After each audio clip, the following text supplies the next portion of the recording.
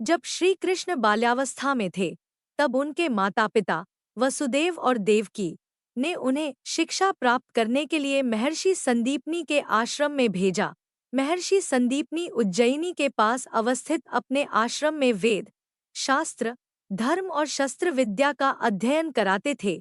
श्री कृष्ण अपने मित्र और भाई बलराम के साथ महर्षि संदीपनी के आश्रम पहुँचे और वहां वे दोनों गुरु के शिष्य बन गए।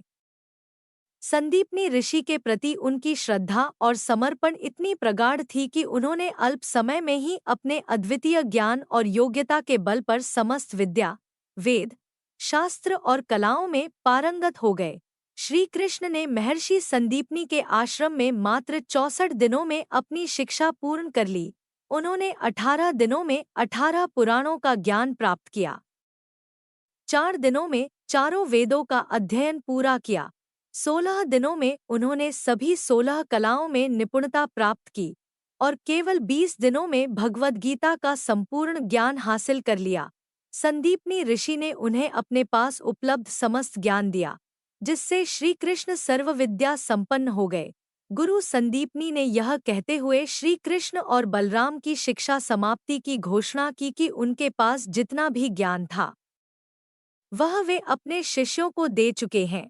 शिक्षा पूर्ण होने पर श्री कृष्ण ने अपने गुरु से कहा, गुरुदेव, आपने मुझे शिक्षा प्रदान की है, जिसके लिए मैं आपकी अनंत कृपा का ऋणी हूँ। कृपया मुझे बताइए कि मैं आपको गुरु दक्षिणा में क्या दे सकता हूँ। महर्षि संदीपनी श्री कृष्ण की इस विनम्रता और भक्ति से अत्यंत प्रसन्न हुए। वे जानते थे कि श्री कृष्ण केवल एक सामान्य शिष्य नहीं हैं, बल्कि वे साक्षात भगवान विष्णु के अवतार हैं। संदीपनी ऋषि ने श्री कृष्ण से कहा, वत्स, तुम तो स्वयं प्रभु हो। तुमने मुझे ही अपना शिष्य मानकर सम्मानित किया है। मैंने तुम्हें क्या दिया, यह सोचकर मुझे भी आश्चर्य होता है। मुझे तुमसे कोई गुरु दक्षिणा की अपेक्षा नहीं है, परंतु श्री कृष्ण अपने गुरु के प्रति कृतज्ञता व्यक्त करने के लिए दृढ़ थे। उन्होंने आग्रह किया, गुरुदेव, गुरु शिष्य परंपरा का निर्वहन करने के लिए मुझे गुरु दक्षिणा अवश्य देनी होगी। आप मुझे आज्ञा दें कि मैं आपको क्या भेंट करूं। महर्षि संदीपनी ने तब अपनी पत्नी से परामर्श किया और उन्होंने उनसे कहा कि यदि वे कुछ मांगना चाहें तो श्री कृष्ण से निवेदन करें। महर्षि संदीपनी की पत्नी को अपने पुत्र की याद आ गई, जो बचपन में समुद्र के पास खेलते समय असमय मृत्यु को प्राप्त हो गया था। उन्होंने श्री कृष्ण से आग्रह किया कि उन्हें उनका खोया हुआ पुत्र वापस लाकर दें। श्री कृष्ण ने अपने गुरु और गुरु माता की यह इच्छा सुनते ही उसे पूर्ण करने का संकल्प लिया। उन्होंने तुरंत समुद्र के देवता वरुण का आह्वान किया और समुद्र से पूछा, हे समुद्र देवता, महर्षि संदीपनी का पुत्र आपके तट पर खेलते समय लापता हो गया था। कृपया मुझे बताएं कि वह कहाँ है। समुद्र देव ने भगवान श्री कृष्ण का स्वागत किया और उन्हें बताया, भगवान, मेरे गर्भ में एक दैत्य रहता है जिसका नाम पंचजन्य है। उसने महर्षि संदीपनी के पुत्र को निगल लिया है। यह सुनते ही श्री कृष्ण ने निर्णय किया कि वे स्वयं समुद्र में प्रवेश करेंगे और अपने गुरु पुत्र को वापस लाने का हर संभव प्रयास करेंगे। श्री कृष्ण ने समुद्र के भीतर जाकर पंचजन्य राक्षस से युद्ध किया और उसे मार गिराया। पंचजन्य का अंत करने के पश्चात श्री कृष्ण ने उसकी संतान को खोजने का प्रयत्न किया, परंतु उन्हें वहां गुरु संदीपनी का पुत्र नहीं मिला।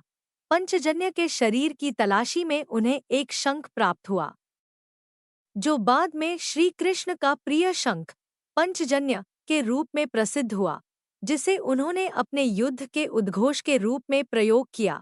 हालांकि श्री कृष्ण ने पंचजन्य को मार दिया था, लेकिन संदीपनी का पुत्र अब भी वापस नहीं आया था। तब श्री कृष्ण ने यमलोक की ओर रुख किया और यमराज से अपने गुरु के पुत्र को लौटाने का अनुरोध किया। यमराज ने जब श्री कृष्ण को देखा तो वे उन्हें पहचान नहीं पाए और उनके साथ युद्ध करने के लिए तैयार हो गए।